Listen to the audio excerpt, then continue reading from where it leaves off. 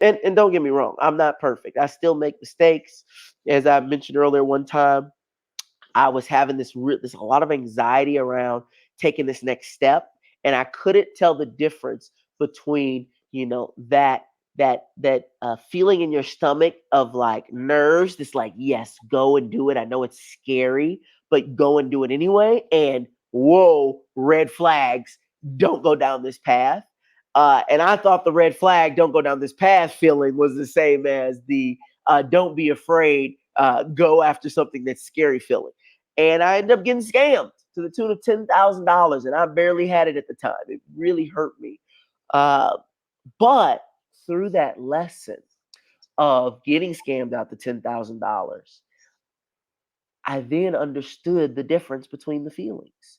And 2 years later, when I was in a similar situation, but now $10,000 wasn't on the line, it was $100,000 on the line.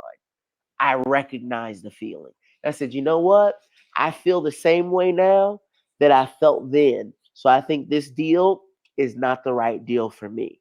And I avoided a big, huge mistake because I had faced that mistake earlier and recognized and remembered the lesson that I was taught there.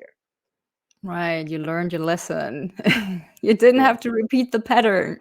That one I didn't have to repeat. Awesome.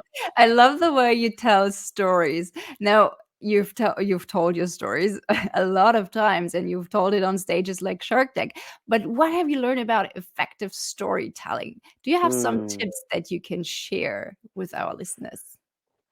Storytelling is the most powerful tool that you have for anything, right? People used to always ask me, like, well, what's the biggest skill that you would recommend people have? I used to always say sales, right? Because I came from a sales world and sales has always helped me.